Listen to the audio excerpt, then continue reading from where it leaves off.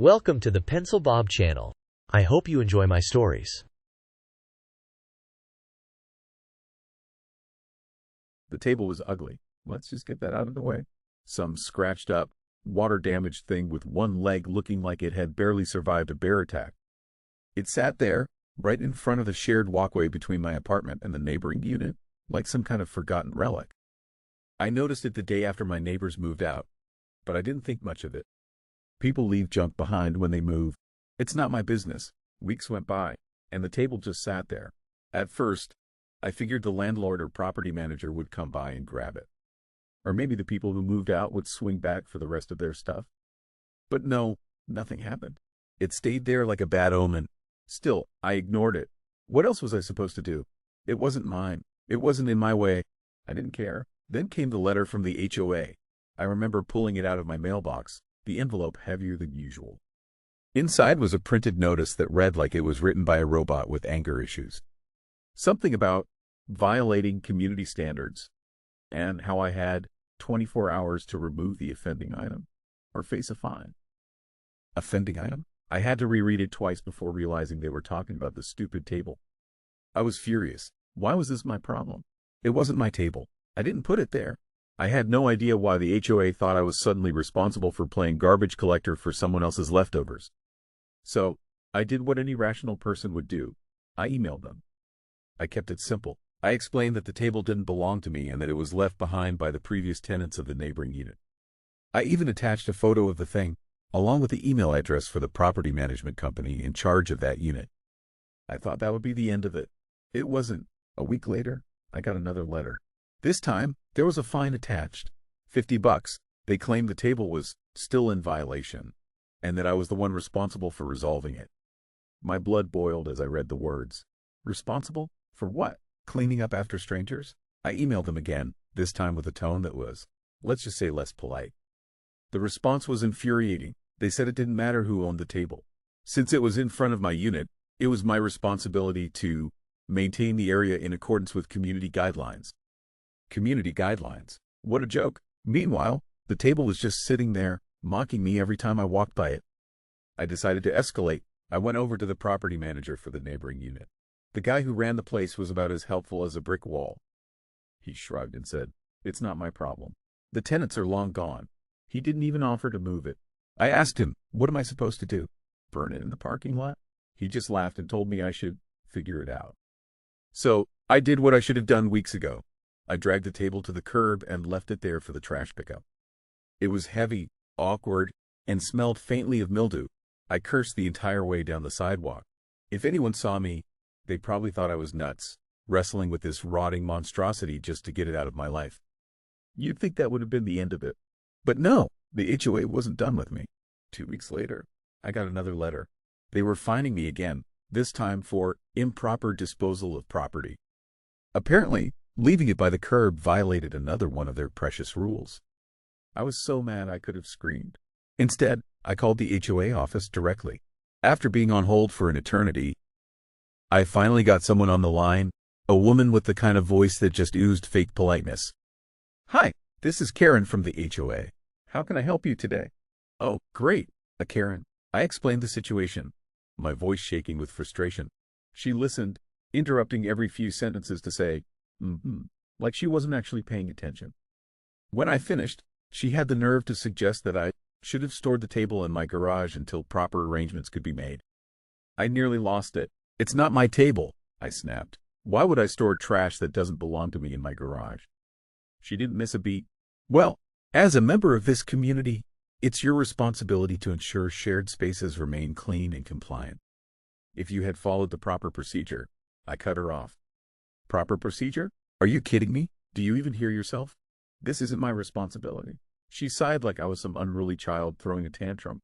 "I'm sorry you feel that way, but the fines will remain until the issue is resolved to the board's satisfaction." I hung up on her. Probably not my proudest moment, but I didn't care. The whole thing felt like a setup. It didn't matter what I did. They were going to keep coming after me. It wasn't about the table anymore. It was about control, power, and squeezing every last dime out of the people unlucky enough to live under their rule. At this point, the fines had grown to over $200. $200 for a table that I didn't even own. I decided to attend the next HOA meeting to confront them in person. I wanted to see their faces when I called them out on their nonsense. The meeting was a circus. A small group of board members sat at the front, their expressions smug and self-important. Karen was there, of course, flipping through papers like she was running a Fortune 500 company. When it was my turn to speak, I stood up and laid everything out. I told them about the table, how it wasn't mine, how I tried to resolve it, and how their fines were completely unreasonable. They listened in silence, their faces blank. When I finished, Karen smiled, a tight, condescending smile, and said, "We appreciate your concerns. However, the board has decided that the fines will stand." The room erupted. Other residents started shouting, some siding with me, others backing the board. One guy yelled, "This is why HOAs are a scam," while another shouted, "Follow the rules like everyone else." It was chaos. Karen banged her gavel like some kind of deranged judge, trying to restore order. In the end, nothing changed. The fine stayed, the table was gone, and I was left with a bitter taste in my mouth. The HOA didn't care about fairness or common sense. They just wanted money and obedience. The table might be gone, but its ghost lingers. Every time I get another letter from the HOA, I half expect it to mention some new imaginary infraction. I've learned one thing, though. Living under an HOA is less about community and more about survival. I'd be pissed if my HOA did this to me. I pay dues to maintain a property management company for a reason. I shouldn't be delegated their responsibilities as messenger. I don't care if it's the property management company or the board which screwed this up, but if the property manager doesn't figure out how to fix it, escalate to the board. Your HOA probably has an appeal process, e.g. appeal to board. I would follow that. Beyond that, unless it's a very high dollar amount, I would probably take the loss. If you want to fight it further, though, I think you have a decent shot to win before a neutral court. Just don't think it would be worth the investment of time and money. You probably want to hire a lawyer, which would cost more in 15 minutes than the amount at issue. You didn't respond to the HOA about the violation? They obviously made a mistake, but how are they to correct it if you don't let them know? By not responding, you probably waived any right to appeal it, depending on your state. Many states give you the legal right to appeal a violation, but it does no good if you don't bother appealing within the required number of days. If you like our stories, then please like and subscribe and comment, and remember to hit that bell icon so you never miss out. We have new stories almost every day. Why can't I have a washer and dryer too? It's a question that's been eating away at me for weeks now. 9 weeks, to be exact. 9 weeks since I submitted my request to install an in-unit washer and dryer, something that over 70% of the other homeowners in this building already have. And yet, here I am, stuck in laundry limbo. At first, I thought this would be a straightforward process. Silly me. The forms were filled out, the contractor was lined up, and I even got the necessary insurance documents ready to go. I handed everything in and expected maybe a week or two of back and forth emails. Instead, I've been left waiting so long that I've started to wonder if the HOA has a dartboard in their office with my name on it. This morning, after realizing I've now sent 4 emails with no meaningful response, I decided enough was enough. I opened my laptop, cracked my knuckles, and began typing. Hey, the 2 from First Services that manage the building, following up on my emails from the 4th, 8th, 10th, and 13th of this month requesting someone check the office for the physical copy of the insurance.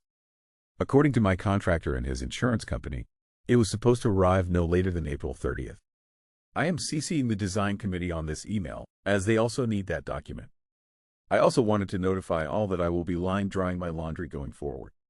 CA Civil Code 4750.10 invalidates any provision of a governing document preventing the use of a clothesline or drying rack, and the on-site laundry facilities cost $4.50 a load, and the machine closest to me is unsanitary. I stared at the email for a few moments before hitting send, imagining the look on their faces when they read it.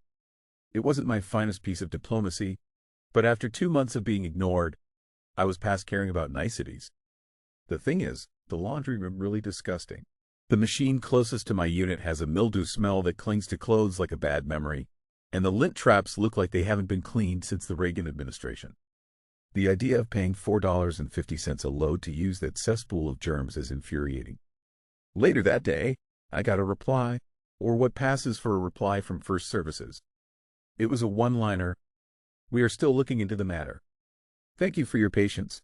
Patience? That's rich. I've had all the patience of a saint these past 9 weeks. I've waited. I've followed up. I've played nice. But this was the HOA equivalent of a middle finger. I decided to take a walk to cool off, but it didn't help. Everywhere I turned, I saw evidence of the HOA's blatant favoritism. Unit 307 has an in-unit washer and dryer. So does 211, 114, 509, and half the other units in the building. The hum of their machines was like a taunt every time I passed their doors. By the time I got back to my unit, my frustration had reached a boiling point. I grabbed a clothesline from my closet, a relic from my college days, and strung it up on my balcony. If they weren't going to let me have a washer and dryer, then I'd air dry my laundry for the whole world to see. The next morning, I woke up to find a violation notice taped to my door. Improper use of common areas, it read. I laughed, a sharp, bitter laugh that echoed in my empty living room. They were quicker to slap me with a violation for drying clothes on my own balcony than they were to approve my request for a washer and dryer. I called the HOA office. Of course, no one answered. I left a voicemail. Then I fired off another email, attaching a copy of CA Civil Code 4750.10 for good measure. By the end of the week, I'd heard nothing.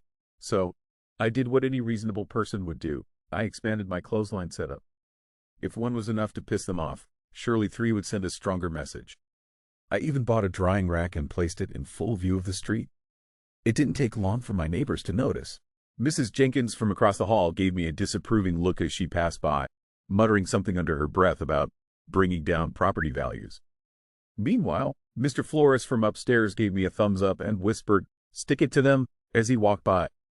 Then there was Karen. Every building has a Karen, and ours was no exception. She cornered me in the hallway one afternoon.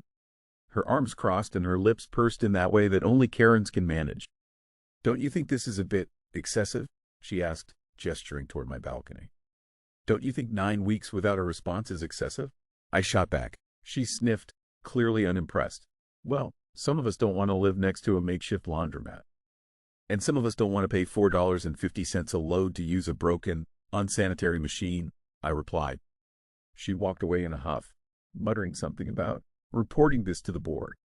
Good, let her report it. At this point, I'd welcome the chance to confront the HOA face-to-face. A week later, I finally got my wish.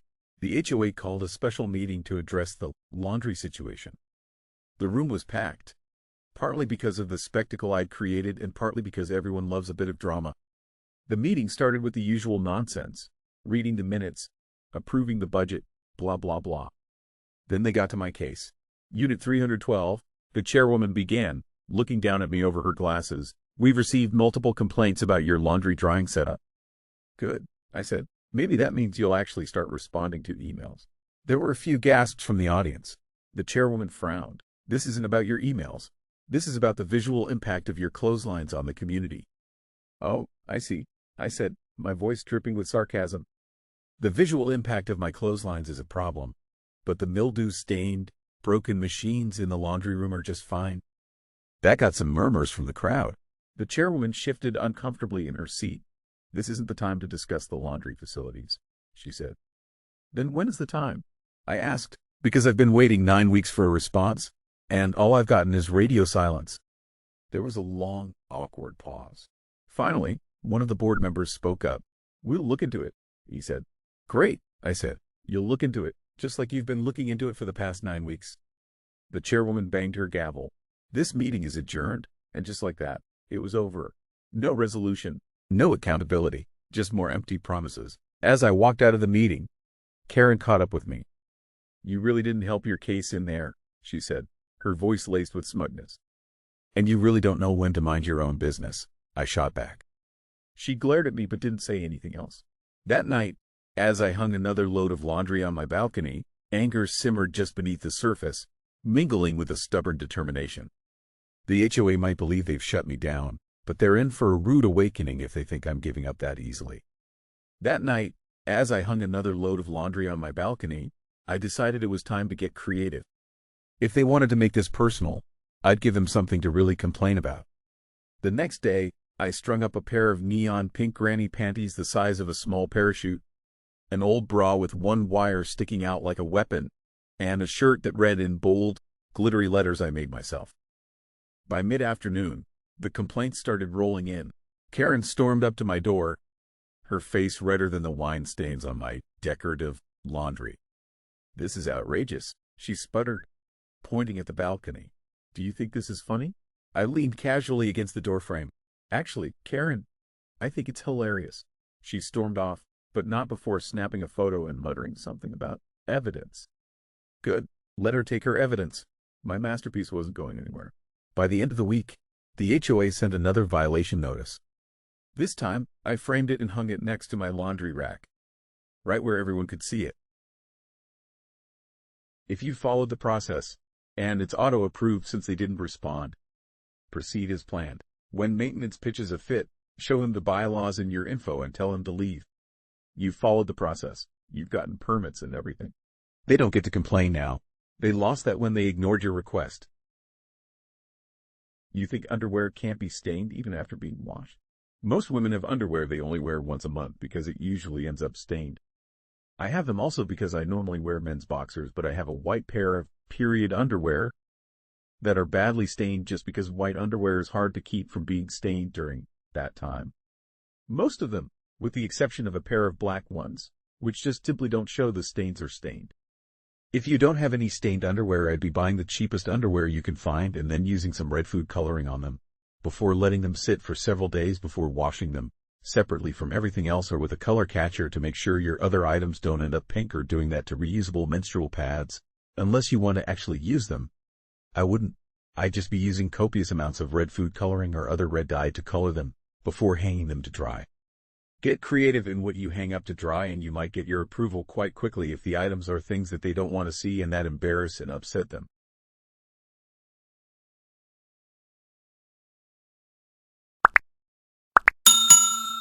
I would like to thank you for watching the video to the end.